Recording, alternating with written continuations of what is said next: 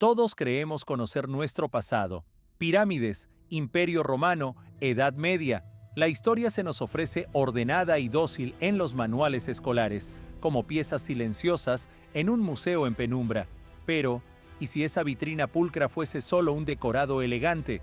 Una versión cómoda que oculta mundos enteros que no encajan en nuestra imagen limpia?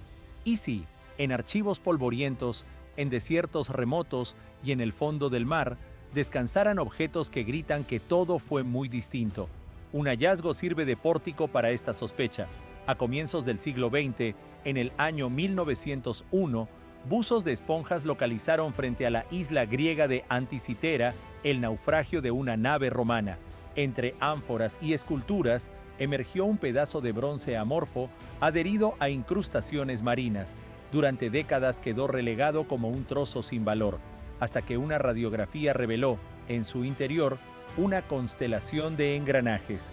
Era un mecanismo analógico de una complejidad que, por los cánones históricos, no debía existir. Ese sobresalto resume el espíritu de lo que sigue. Hoy nos asomamos a 10 casos arqueológicos incómodos, hallazgos que resquebrajan cronologías, desconciertan a especialistas y obligan a preguntar, ¿qué otra historia esconde la Tierra? En el 10º puesto, una escena que durante años fue estandarte de quienes hablan de razas olvidadas y civilizaciones perdidas. Octubre de 1932, montañas de San Pedro, Wyoming. Dos buscadores de oro, Frank Carr y Cecil Maine, dinamitan un macizo en su empeño por encontrar una veta. La explosión abre una boca en la roca, una cavidad mínima de apenas 1,5 metros de altura y profundidad. En su interior, sentada en un saliente con las manos cruzadas sobre las rodillas, aparece una momia diminuta. Su tamaño descoloca. Sentada, mide 18 centímetros. Si estuviera de pie no superaría 35. La noticia causa furor. La momia, pronto apodada Pedro, viaja a la ciudad de Casper y se exhibe ante multitudes. Los titulares hablan de pigmeos, duendes o una raza desconocida. El folclore Shoshone, lleno de relatos sobre los Nimerigar, un pueblo pequeño que vivía en las montañas, dotado de fuerza desproporcionada y famoso por atacar con flechas envenenadas, alimenta la especulación. ¿Sería aquella momia la primera prueba material de esas leyendas? Los primeros antropólogos quedan perplejos. La cabeza parecía desmesurada, el cráneo aplanado, los ojos saltones, la dentadura completa, incluía colmillos afilados. Nada armonizaba con las proporciones de un niño convencional. En 1950 se realizaron radiografías. Las imágenes mostraron un esqueleto aparentemente adulto, con huesos fracturados y cráneo dañado. La hipótesis de un pueblo pequeño pareció ganar respaldo hasta que la pieza se esfumó. Tras pasar por varias manos en la década de 1970, se perdió su rastro. Hoy nadie sabe dónde está, y ese vacío ha multiplicado rumores y teorías. Con todo, la ciencia contemporánea, apoyada solo en fotos y radiografías, ha formulado una explicación más llana y dolorosa. La mayoría de especialistas coincide en que Pedro no fue un pigmeo ni un enano, sino un bebé con anencefalia, una malformación congénita devastadora que destruye gran parte del cerebro y el cráneo. Estos niños suelen nacer sin vida o fallecer a las pocas horas. El cráneo aplanado y los rasgos faciales alterados confieren ese aspecto de anciano diminuto. Las radiografías interpretadas en los años 50 como de un adulto encajarían en realidad con un feto a término, pero enfermo. Caso cerrado. No del todo. Si fue un bebé enfermo, ¿por qué fue depositado con tanta solemnidad en una cavidad aparte y en posición sedente? ¿Por qué su cuerpo se momificó en lugar de deshacerse? ¿De dónde brotan entonces las historias de los Nimerigar? Tal vez nacimientos así alimentaron mitos sobre gentes diminutas, quizá considerados seres con un halo sobrenatural. Esta historia ocupa el 10º lugar porque ejemplifica cómo la ciencia desmonta un mito y al mismo tiempo destapa nuevas preguntas sobre creencias, miedos y ritos de quienes vivieron mucho antes que nosotros. Desde los parajes agrestes de Wyoming pasamos a las bóvedas silenciosas de una catedral italiana para contemplar un objeto que, desde hace siglos, encarna una de las controversias más intensas del mundo cristiano. la sábana santa de Turín. Es un lienzo de 4 metros en el que se distingue, tenue, la doble impronta, anverso y reverso, de un cuerpo masculino desnudo, con huellas de heridas que coinciden con los relatos evangélicos de la crucifixión, marcas de una corona de espinas, señales de flagelación, clavos en muñecas y pies y una lanzada en el costado. Para millones de creyentes, no es un simple relicario, sino el sudario original que envolvió a Jesús y en el que su rostro habría quedado impreso de manera prodigiosa en el instante de la resurrección. Para la ciencia, en cambio, constituye un laberinto forense que lleva más de un siglo desafiando métodos y certezas. Su historia documentada es turbia y está llena de lagunas. Los primeros datos fiables emergen hacia la mitad del siglo XIV en Francia. Desde el inicio hubo sospechas. En el año 1388, el obispo local, Pierre Darcy, escribió al Papa calificando la tela de ingeniosa falsificación y asegurando incluso conocer el nombre del artífice. A pesar de ello, la devoción creció. En 1578 fue trasladada a Turín, donde permanece. La gran batalla científica arrancó en 1898, cuando el fotógrafo aficionado Secondo Pia la retrató por primera vez. Al revelar las placas, quedó petrificado. En el negativo fotográfico, la imagen del cuerpo aparecía como positivo. El rostro resultó ser un negativo que, al invertirse, se volvía extraordinariamente realista y con volumen. El hallazgo sacudió al mundo y pareció desarmar las acusaciones de fraude. ¿Qué artista medieval habría creado un negativo fotográfico 5 siglos antes del invento de la fotografía? Desde entonces, la sábana se ha estudiado con luz infrarroja y ultravioleta, se han analizado granos de polen y marcas de sangre, y han brotado docenas de teorías sobre la formación de la imagen. Contacto directo de un cuerpo ungido con aceites y áloe, vapores amoniacales que habrían reaccionado con el tejido, e incluso una emisión de radiación asociada a un hecho milagroso. El golpe más duro a la autenticidad llegó en 1988, cuando, tras muchas dudas, el Vaticano autorizó la datación por radiocarbono. 3 laboratorios independientes, Oxford, Zúrich y Arizona, recibieron muestras. Los resultados, concordantes con precisión letal, situaron el lino entre 1260 y 1390 después de Cristo, exactamente el período en que el sudario aparece en las crónicas y cuando Darcy lo tacha de fraude. Parecía haberse puesto punto final. Sin embargo, los defensores de la autenticidad alegaron que la muestra procedía de un remiendo posterior a un incendio medieval o que el fuego y la contaminación bacteriana alteraron la proporción de carbono. La disputa continúa. Milagro, obra magistral de un desconocido medieval, o bien un objeto científico de enorme complejidad aún no comprendido. Ocupa el 9º lugar porque, más allá de la respuesta, enfrenta a fe y ciencia y demuestra que, a veces, el aura del misterio supera en influencia al propio objeto. De una reliquia con al menos 6 siglos de historia pasamos a una anomalía sin historia, un objeto que no debería existir. Meredith, en Nuevo Hampshire, obreros que abrían un hoyo para un poste de cerca a unos 2 metros de profundidad junto a la orilla del lago Winnipesaukee, toparon con un nódulo de arcilla. Dentro había una piedra lisa, oscura, con forma de huevo, apenas mayor que el de un ganso. Su superficie estaba cubierta de grabados minuciosos y precisos. En una cara se veía un rostro humano de ojos hundidos y boca fina, en otra, una mazorca, flechas, un tipi y una espiral. En una tercera, la luna y estrellas. La técnica sorprendía. La piedra estaba perforada de arriba a abajo con orificios perfectamente rectos, como hechos con un taladro moderno. El análisis determinó que era cuarzoita, una roca durísima, poco amiga de herramientas primitivas. El llamado misterioso canto rodado de Winnipesaukee desconcertó desde el primer día. ¿Quién lo hizo? ¿Cuándo y para qué? Durante siglo y medio nadie ha ofrecido una explicación satisfactoria. Primera hipótesis, un artefacto nativo, pero ninguna tribu local compartía una tradición de piezas así, y sobre todo, no disponían de tecnología para perforar cuarzoita con perforaciones tan rectilíneas. Segunda hipótesis, objeto celta o escandinavo. prueba de europeos en América antes de Colón. Sin embargo, los símbolos no tienen equivalentes directos en culturas celtas o nórdicas. Tercera hipótesis, un engaño decimonónico. Tal vez un artesano local en el siglo XIX quiso burlarse. Pero, ¿por qué enterrarlo tan hondo? Y vuelve el problema técnico. En 1872, un vecino difícilmente habría tenido herramientas capaces de ese acabado. En 1994, un estudio geológico concluyó que la cuarzoita no era local. Sus afloramientos más cercanos están a cientos de kilómetros. Fue traída o formó parte de algo mayor. El detalle más intrigante, el orificio, muestra al microscopio marcas de rotación propias de un taladro mecánico, de donde salió una herramienta así hace cientos o miles de años.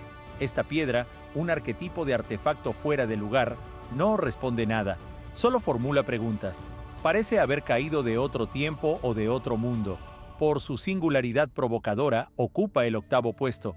Viajamos ahora a un caso que, a comienzos del siglo XXI, parecía la prueba inapelable de una visita extraterrestre. Desierto de Atacama, Chile, año 2003. En el poblado minero abandonado de La Noria, un buscador clandestino encuentra un esqueleto diminuto, de apenas 15 centímetros con forma humanoide. La pieza, bautizada como Ata, sale de contrabando y termina en una colección privada. Las fotos y los videos se difunden en Internet y causan estupor. La criatura se asemeja a un gris de película, cráneo cónico alargado, órbitas desproporcionadas y solo 10 pares de costillas, no 12 como en humanos normales.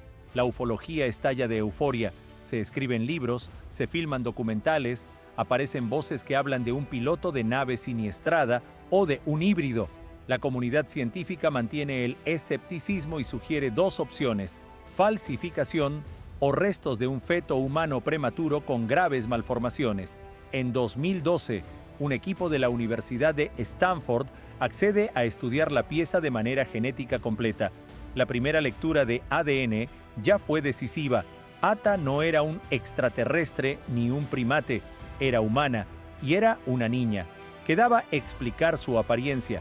Durante 5 años, los investigadores descifraron el genoma completo. En 2018, un artículo en la revista Genome Research cerró el debate. El esqueleto presentaba un conjunto de mutaciones raras, muchas desconocidas hasta entonces, asociadas a enanismo, escoliosis y malformaciones óseas severas. Lo más relevante fue una alteración en un gen implicado en el envejecimiento óseo. Esa mutación desencadenó un cuadro de progeria, una enfermedad en la que el cuerpo envejece a un ritmo devastador. El análisis indicó que la edad ósea equivalía a la de una niña de entre 6 y 8 años, aunque probablemente falleció antes o poco después de nacer. La combinación de defectos explica su aspecto: cráneo alargado, estatura mínima y número anómalo de costillas. Ata no era de otro mundo. Era una niña humana profundamente enferma que vivió muy poco, en un entorno donde el clima extremo del desierto momificó su cuerpecito. Esta historia ocupa el 7º lugar porque vacuna contra la credulidad. Muestra lo sencillo que es abrazar un relato maravilloso y cómodo, cuando la verdad, compleja y trágica, habla de nuestra propia naturaleza. La ciencia no mató el misterio de Ata, lo transformó en un drama humano. Si el caso de Atacama expone cómo la ciencia desmonta un mito, el siguiente muestra cómo el mito puede fabricarse con cálculo para lucrar. Se trata de las llamadas momias tridáctilas de Nazca, uno de los mayores fraudes arqueológicos de los últimos años. Circularon imágenes impactantes de supuestos cuerpos hallados en un área de la Pampa de Nazca, famosa por sus geoglifos gigantes. No parecían humanos, cráneos alargados y solo 3 dedos larguísimos en manos y pies, cubiertos por un polvo blanco semejante a yeso. Un grupo de ufólogos y conspiracionistas asumió la investigación y proclamó que eran restos de una raza alienígena, quizá implicada en la creación de los geoglifos. Una de las piezas mayores fue apodada María y se afirmó que su datación radiocarbónica rondaba los 1700 años. Se montó una campaña mediática con películas y emisiones de pago en Internet, mostrando radiografías como pruebas incontestables. Desde el principio, arqueólogos y antropólogos profesionales encendieron las alarmas.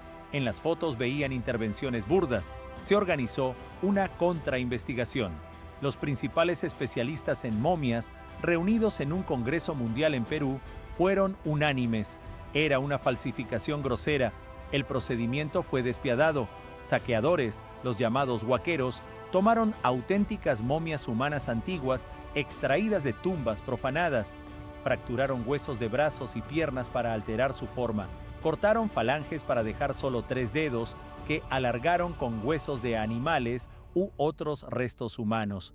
Los cráneos alargados no eran genética alienígena, sino el resultado de una práctica andina antigua de deformación craneana intencional en la infancia. El polvo blanco no era polvo de estrellas, sino una mezcla corriente de yeso y pegamento para cubrir costuras y ocultar cicatrices de una cirugía bárbara. No fue solo un engaño, fue una profanación. Esos alienígenas fueron fabricados para vender en el mercado negro de antigüedades o para estafar a crédulos. Este episodio ocupa el 6º lugar porque es una lección decisiva de alfabetización mediática. En la era de la imagen y la verborrea pseudocientífica, una mentira vistosa puede imponerse si no preguntamos lo esencial. ¿A quién beneficia? De las imposturas de yeso y hueso pasamos a fraudes de alta escuela, tan bellos que hasta el escéptico más recio quiere creer en lo sobrenatural. Son los cráneos de cristal. Desde finales del siglo XIX empezaron a aparecer en el mercado antigüedades extrañas, calaveras humanas a tamaño real talladas en un solo bloque de cristal de roca. Su origen se presentaba envuelto en misterio. Comerciantes aseguraban que eran herencia de civilizaciones mesoamericanas, aztecas, mayas, mixtecas, con propiedades mágicas y curativas. Las leyendas hablaban de 13 cráneos antiguos que juntos revelarían secretos del universo o evitarían el fin del mundo. El más célebre es el llamado cráneo de la muerte o cráneo de Mitchell Hedges. El aventurero inglés Frederick Mitchell Hedges sostuvo que su hija Ana lo halló en 1924 entre ruinas mayas en Belice. Es una obra de artesanía impecable, cuarzo puro, mandíbula inferior separada que encaja y se mueve. Padre e hija recorrieron el mundo exhibiéndolo y contando maravillas sobre su supuesto poder, capaz de matar con la mirada o provocar visiones. Otros cráneos ingresaron en colecciones prestigiosas como el Museo Británico o el Museo del Quai Branly en París, y durante años fueron tenidos por piezas precolombinas genuinas. Al final del siglo XX, la ciencia puso a prueba la leyenda. Equipos del Museo Británico y del Smithsonian aplicaron microscopía electrónica. Lo que vieron pulverizó el mito. En la superficie aparecían estrías paralelas perfectas, huellas inequívocas de herramientas rotatorias como ruedas de joyero o tornos. Aztecas y mayas no usaron ese instrumental. Habrían trabajado la piedra con otras piedras y abrasivos, dejando marcas caóticas, no series uniformes. Además, el análisis del cuarzo apuntaba a origen brasileño, no mexicano. Y lo más concluyente, una investigación sobre su procedencia mostró que todos irrumpieron en el mercado entre 1860 y 1880, vinculados al mismo anticuario parisino Eugène Babin, quien muy probablemente los encargó en Alemania, en la localidad de Idar Oberstein, entonces Centro Mundial del Tallado de Gemas, y luego les tejió un relato exótico.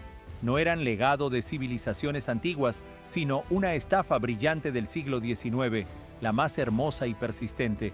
Por eso ocupan el 5º lugar, recordándonos que a veces nos engañan no porque otros sean muy hábiles, sino porque deseamos que nos engañen. Abandonamos el mundo de la falsificación para entrar en el de los enigmas auténticos. Nos espera un artefacto que desde hace un siglo enloquece a criptógrafos, lingüistas e historiadores: el manuscrito Voynich. Es un códice medieval escrito en una lengua desconocida por un autor igualmente desconocido. Consta de 24 páginas en pergamino con un texto caligrafiado en un alfabeto sin analogías conocidas. Pero lo más desconcertante son las ilustraciones: cientos de dibujos minuciosos de plantas inexistentes, cartas astronómicas con constelaciones y signos del zodiaco extraños, y escenas de mujeres desnudas bañándose en piscinas verdosas conectadas por complejas tuberías. Se le puede seguir la pista hasta el siglo XV, cuando perteneció al emperador Rodolfo II, famoso por su afición a la alquimia y el ocultismo. Luego se pierde durante siglos y reaparece en 1912, hallado en un colegio jesuita italiano por el librero estadounidense Wilfrid Voynich, que le dio su nombre. Desde entonces, el manuscrito se convirtió en el santo grial de los criptógrafos.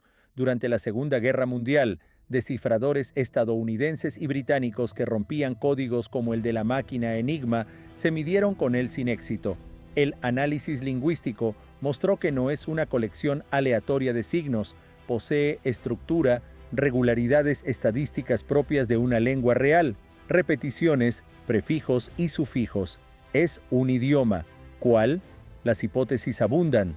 Para algunos, un lenguaje filosófico artificial ideado por sabios o místicos. Para otros, un cifrado que oculta texto en latín u otra lengua europea.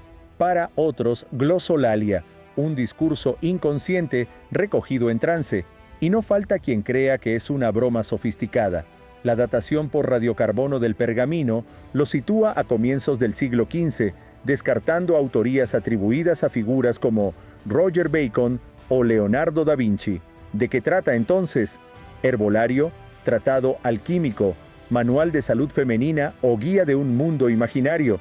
Este enigma ocupa el cuarto lugar porque se hace más complejo con cada estudio. Es un libro con cerradura para el que nadie ha encontrado llave en 6 siglos. Nos sumergimos ahora en el Mediterráneo, a 10 kilómetros de la costa de Israel.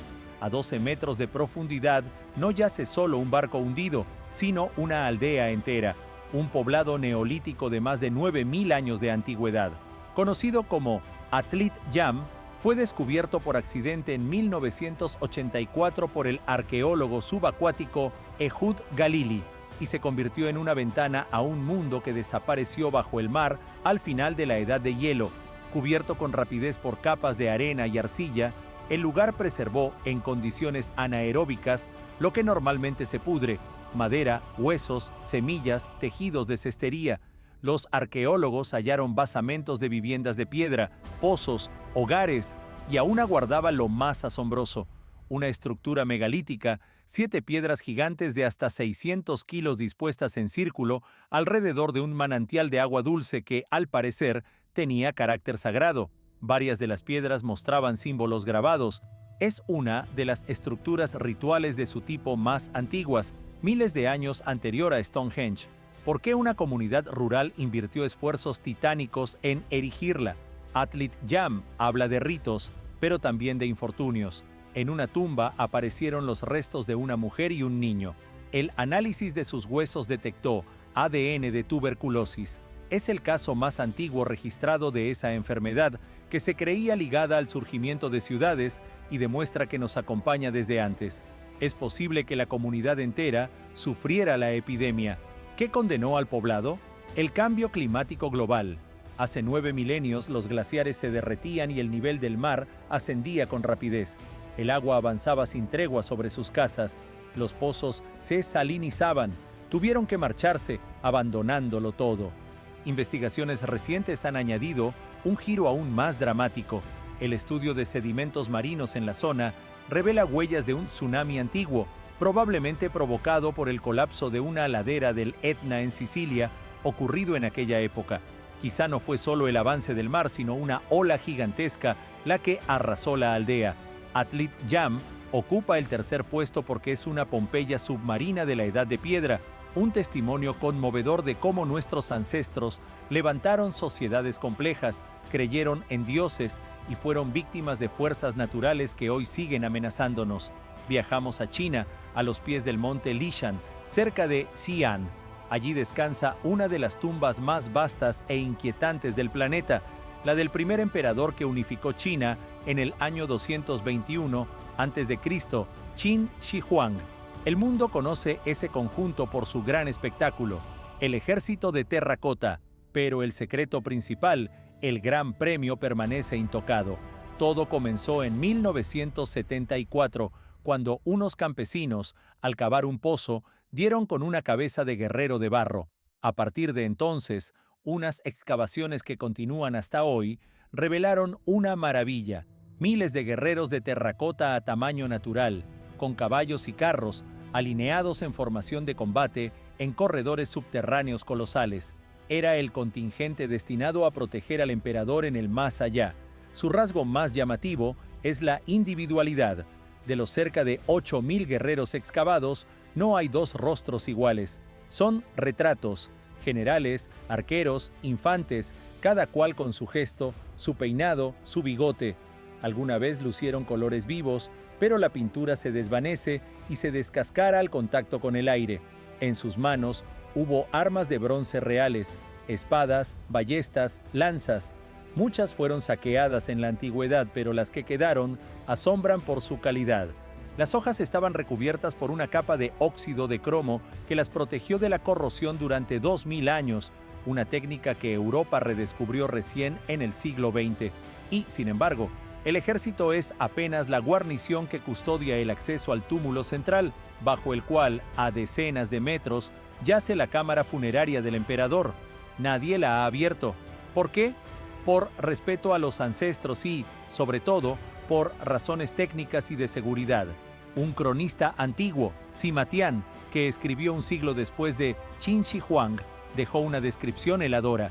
Dentro, decía, se recreó China en miniatura, un cielo de perlas como firmamento, un mapa del imperio, ríos y mares de mercurio movidos por mecanismos para fluir sin descanso y ballestas automáticas listas para matar intrusos.